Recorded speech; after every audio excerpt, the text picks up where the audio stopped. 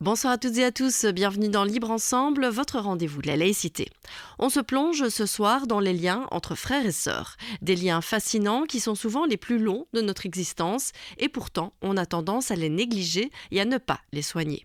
Or, pour notre invité, l'impact des liens fraternels sur nos vies est bien plus important que ce qu'on imagine.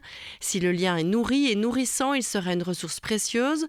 A contrario, lorsqu'il est un concentré d'injustice et de ressentiment, il peut constituer une souffrance et un poids pour la vie. Libre Ensemble, Vinciane Colson, Jacques Nizan. Cet invité, c'est Stéphanie Axe. Bonsoir.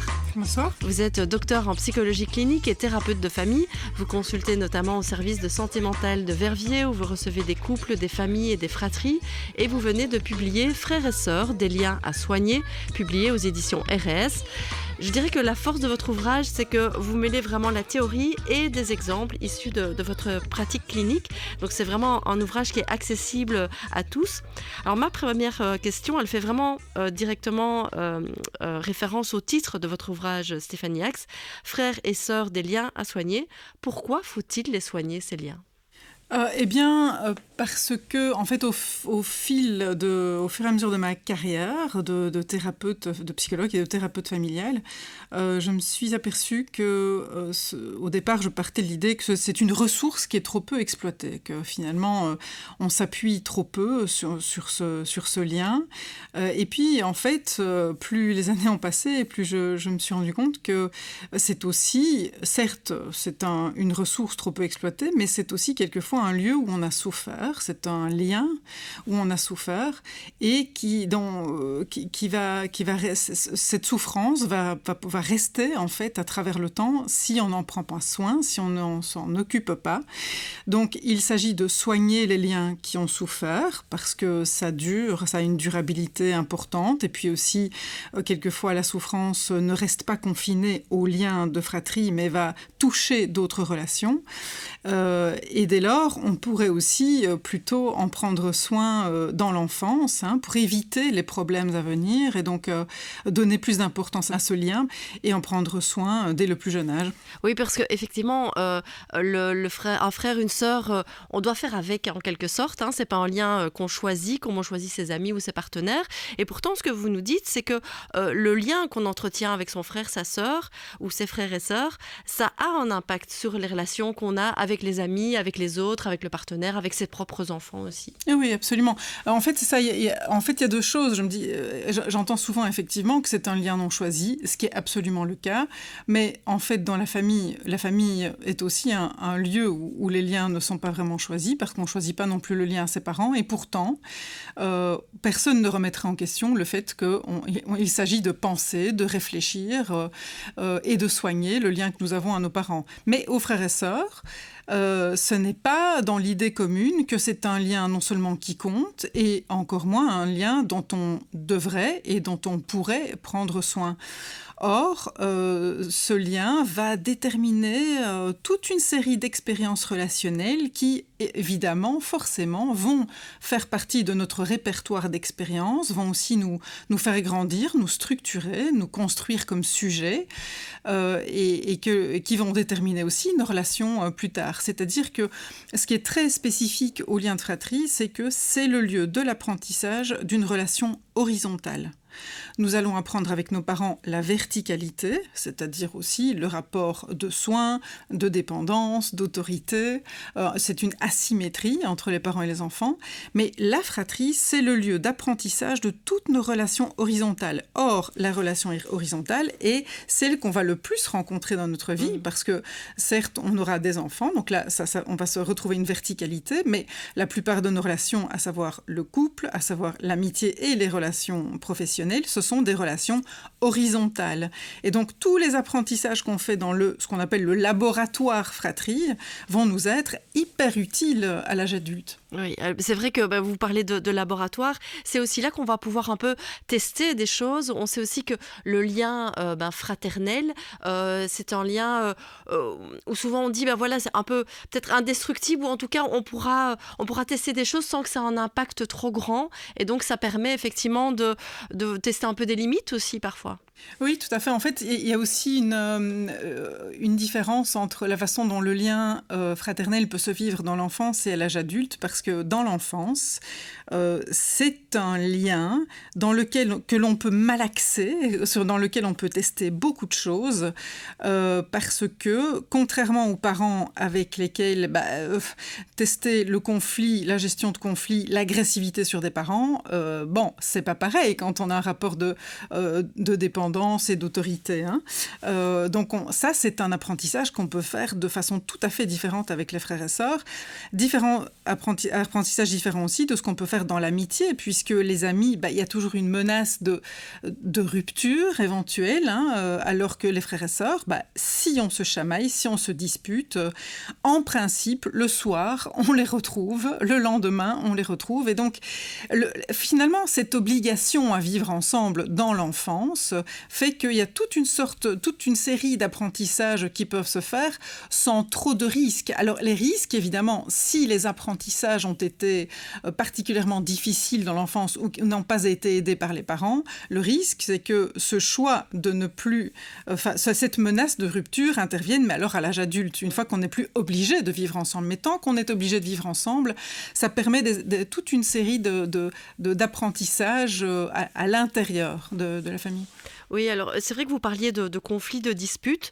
Il y a peut-être une précision à faire et qu'on apprend, je trouve, dans votre livre, c'est que vous dites, c'est important de soigner ce lien, d'avoir vraiment d'en prendre soin, dans l'idée d'en prendre soin. Ce qui ne veut pas dire qu'il ne peut pas y avoir justement de conflits, de disputes, et que ces conflits, ces disputes puissent être utiles en fait pour nourrir le lien. Ah oui, absolument.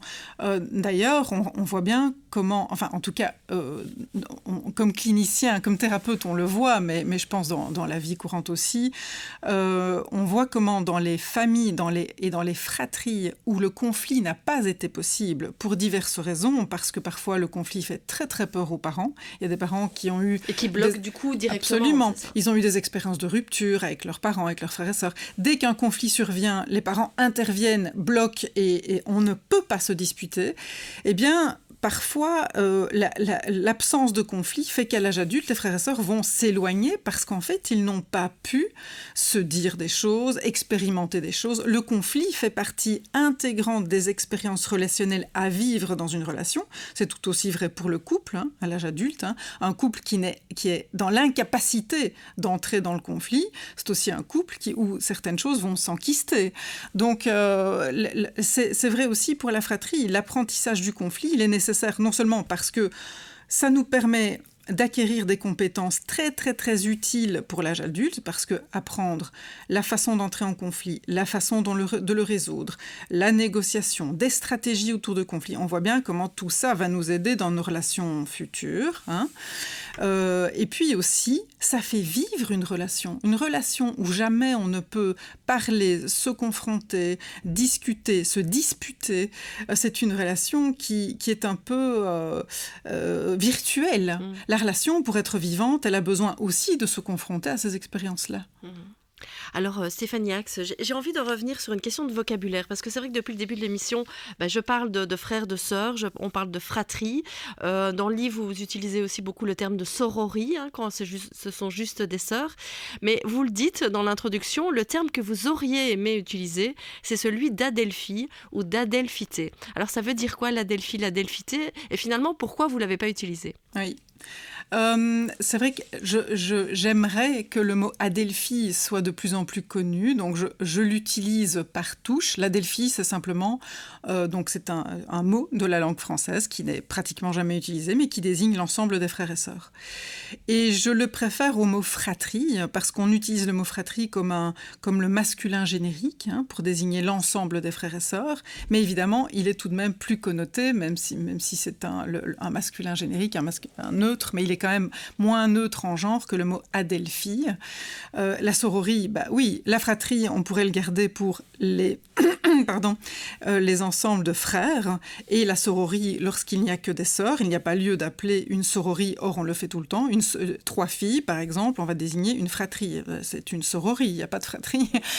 Donc il y a des mots qui désignent bien les choses, et pourtant on ne les emploie pas suffisamment. Donc l'adelphie, je trouve que j'avais envie de commencer à l'employer dans le livre, mais comme c'est un mot peu connu, j'avais peur de perdre un peu le lecteur en l'utilisant un peu trop. Donc je me balade entre adelphie, fratrie, sororie, selon les exemples. Oui, c'est vrai que c'est un terme, adelphie, aussi qu'on voit dans les mouvements féministes aujourd'hui, féministes intersectionnels aussi, où ce terme en fait apparaît quand même de plus en plus, oui. Et donc finit peut-être par rentrer dans les nouvelles générations. Voilà, progressif, tout comme la sororité. Hein. Oui. On parle beaucoup plus de sororité aujourd'hui, alors qu'on emploie moins le mot sororie pour désigner un groupe de sœurs. Mmh. Alors, on a parlé des relations donc entre frères-sœurs, sœurs-sœurs, frères-frères, déjà en début d'émission. Je voudrais ici peut-être parler des cas où les parents sont fragiles, les parents sont maltraitants. Ce que vous nous dites dans le livre, c'est que le lien fraternel, c'est souvent l'unique source de sécurité affective quand même dans beaucoup de cas, justement quand il y a une défaillance au niveau des parents. Oui. Oui, c'est un lieu, ce sont les enfants eux-mêmes qui en parlent, hein, parce que, on donne encore trop peu, à mon goût, la parole aux enfants. Mais les enfants peuvent dire à quel point leurs frères, leurs sœurs ont été d'une importance capitale dans des moments de grande fragilité des parents, d'insécurité, voire de maltraitance.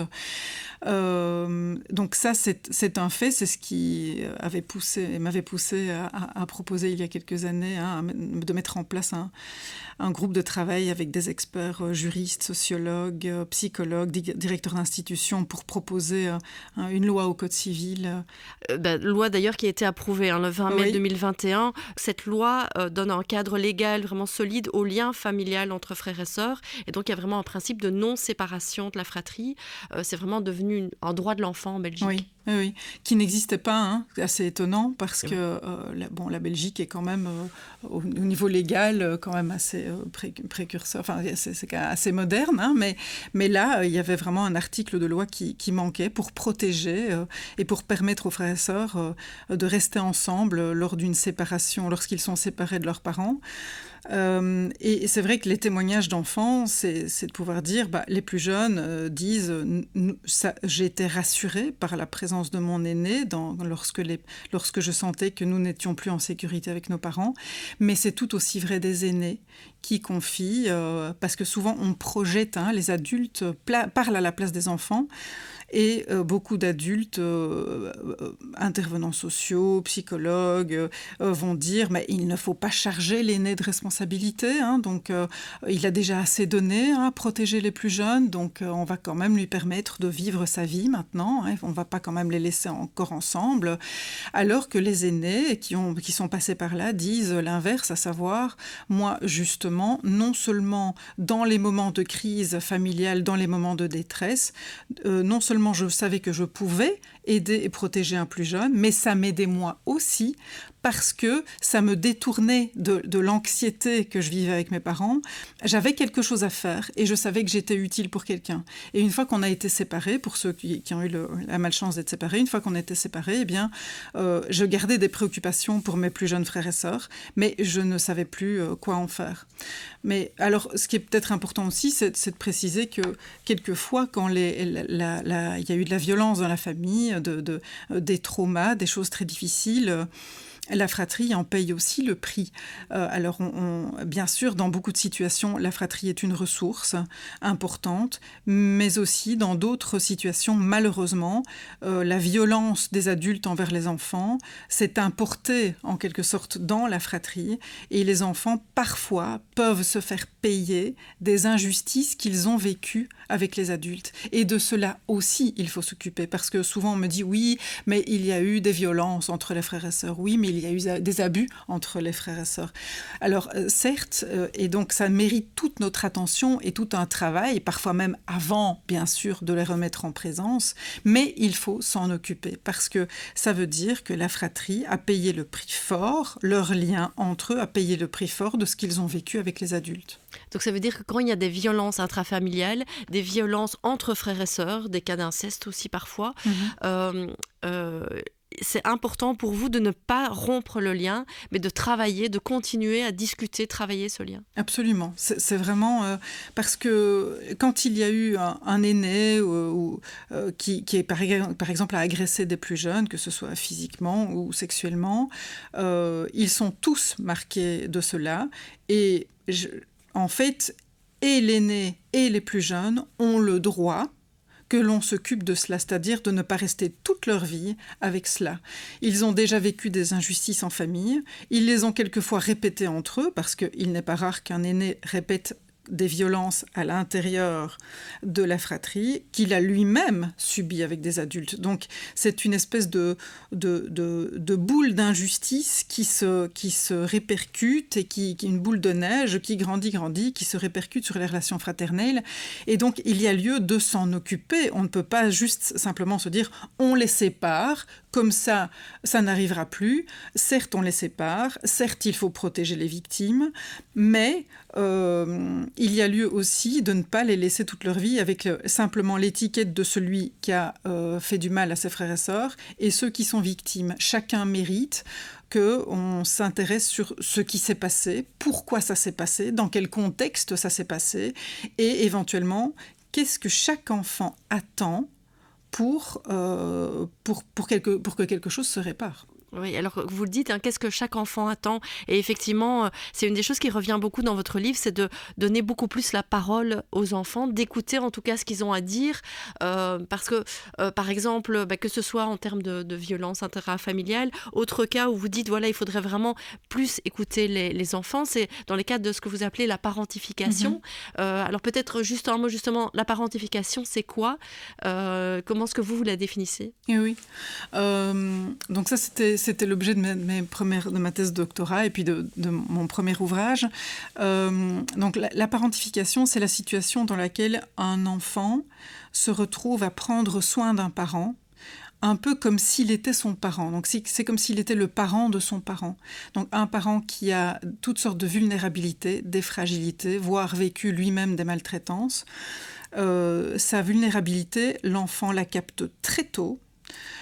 Et comme l'enfant est un être qui n'a un sujet, qui n'a pas uniquement besoin de recevoir de ses parents, mais qui a aussi envie de donner et d'apporter des choses et d'apporter de l'aide à son parent, eh bien, sentant la vulnérabilité de son parent, il a envie de l'aider et d'en prendre soin. Donc il va se retrouver dans une position parentale vis-à-vis de son parent, mais ce qui est important, c'est que cette position, ce soin de l'enfant vers son parent n'est pas forcément très visible, c'est-à-dire on va plus facilement identifier un enfant parentifié. D'ailleurs, on me dit souvent « Ah, donc c'est une inversion des rôles ». Non, en fait, ce n'est pas une inversion des rôles dans le sens où on n'a pas l'impression que l'enfant joue aux parents et il ne va pas pour autant, il peut le faire en plus, mais il ne va pas pour autant commencer à faire le ménage, faire à manger, etc. Ce ne sont pas dans des tâches que ça se voit, c'est plutôt dans un soin, une préoccupation. L'enfant qui voit par exemple un parent fragilisé ou toxicodépendant ou dépressif va tout mettre en œuvre pour apporter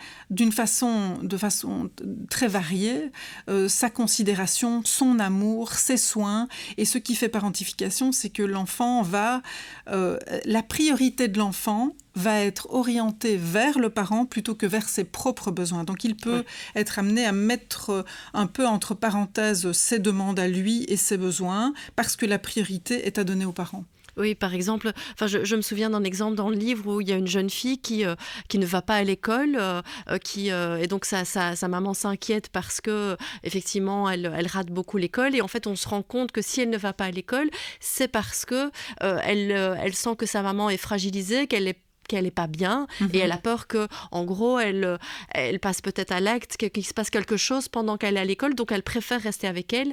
Et donc, c'est pas tellement qu'elle veut fuir l'école, c'est plutôt qu'elle veut rester avec sa... Au contraire, cette petite fille, effectivement, comme bien d'autres enfants, n'a qu'une envie, comme tous les autres enfants, c'est d'avoir des copines, d'apprendre à l'école, d'avoir des jeux.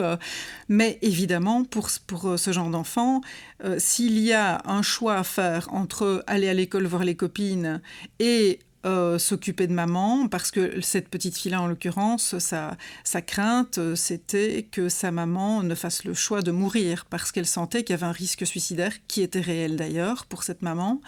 Donc là, le choix est vite fait pour l'enfant, hein. Ça ne se pose même pas plus de quelques minutes. L'enfant va... Alors, ce qui est important, c'est qu'on dit, mais comment est-ce que le parent ne l'amène, comment est-ce que cette mère ne lui disait pas, allez, tu vas à l'école, mais l'enfant va déguiser ses soins. Donc cette petite fille-là, elle pouvait dire qu'elle avait mal au ventre, par exemple, pour ne pas aller à l'école. Et puis, en fait, dans la matinée, elle disait à sa maman, et si je me sens mieux, et si on allait faire un tour au parc? Et alors, ça lui permettait d'avoir un œil sur sa maman et aussi de lui sortir prendre l'air. Donc, l'enfant va apporter toutes ses contributions, mais c'est pas toujours très visible. Et par exemple, une contribution très importante de l'enfant qu'on ne voit pas dans les familles, c'est le fait de ne rien demander, de ne pas peser, d'être un enfant soit le plus parfait, soit le plus neutre possible, c'est-à-dire qu'un enfant qui vit, il y a des enfants qui vivent des journées très difficiles à l'école, soit parce qu'ils sont très anxieux, ils n'ont pas bien étudié, soit parce qu'ils vivent du harcèlement, soit parce que, enfin pour toutes sortes de raisons, ils rentrent à la maison, s'ils ont un parent hyper fragilisé, ils ne vont rien raconter de cela, parce qu'ils n'ont aucune envie d'ajouter une préoccupation supplémentaire à leurs parents. Donc tout va être orienté autour de comment se sent maman, comment se sent papa, et ils vont garder tout ça, toutes les angoisses, ils vont les gérer tout seuls.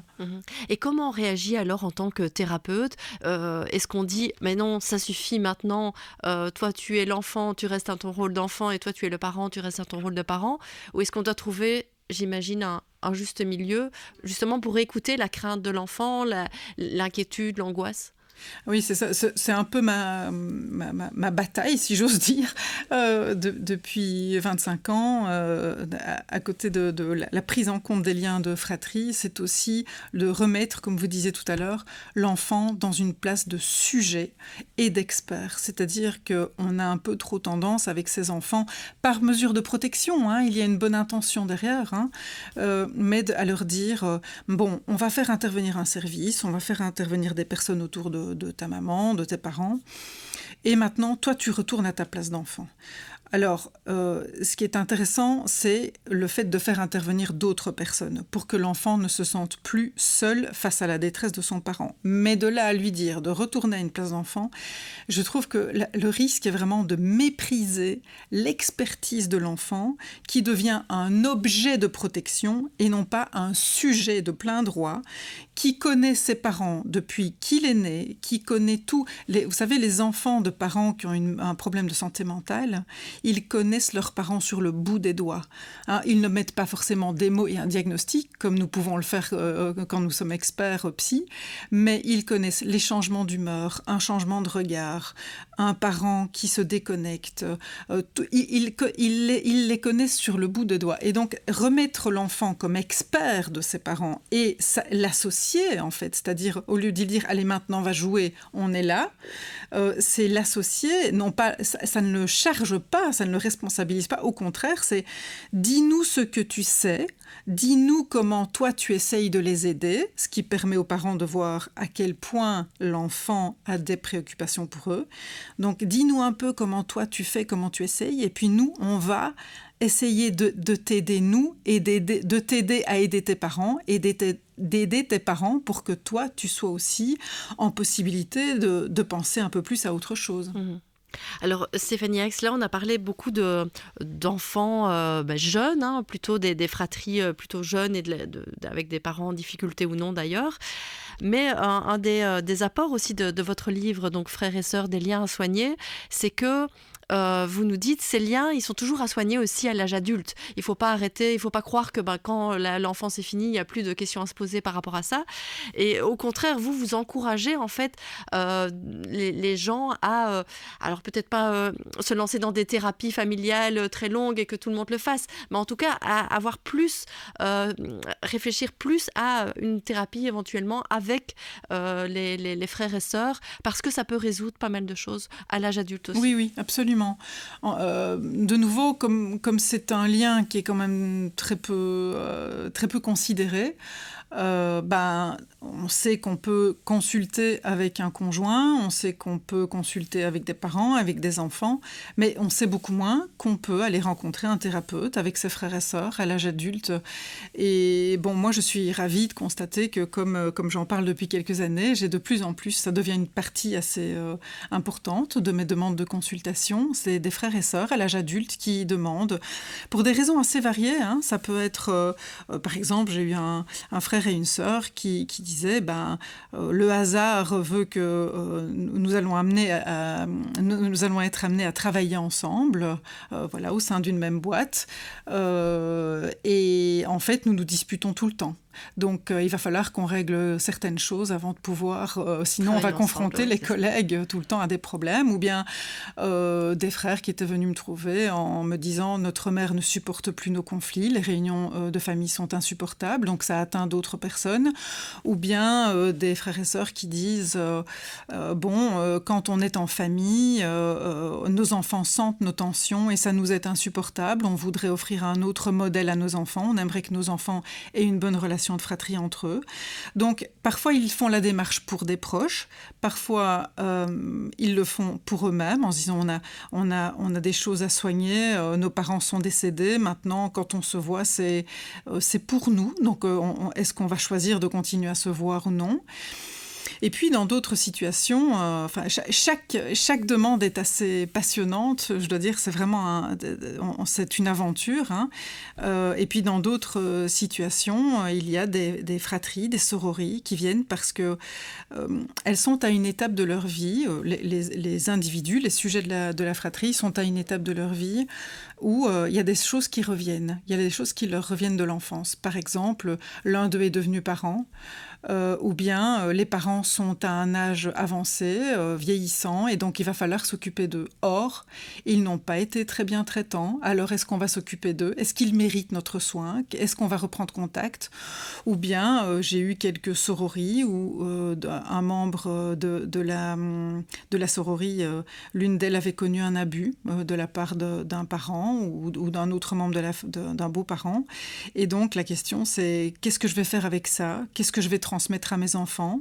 Est-ce qu'on va transmettre du silence, des non-dits, du trauma ? On ne veut pas de ça. Et donc, on voudrait en parler entre nous. Et là, certaines fratries, sorories, ont la volonté, le désir de s'appuyer sur leurs liens pour réouvrir quelques pages de leur histoire pour comprendre ce qui leur est arrivé. Comment comprendre ce qui nous est arrivé ? Qu'est-ce qu'on va en faire aujourd'hui et qu'est-ce qu'on va transmettre aux générations futures ? Et ce qui est vraiment toujours important pour moi, c'est d'évaluer dans les 2 premiers entretiens la question du coût-bénéfice. C'est, vous venez avec cette demande, mais néanmoins, vous avez votre vie adulte, vous avez un couple, vous avez peut-être des enfants, vous avez une vie professionnelle à construire ou en pleine construction. Quelle énergie êtes-vous prêt à mettre ?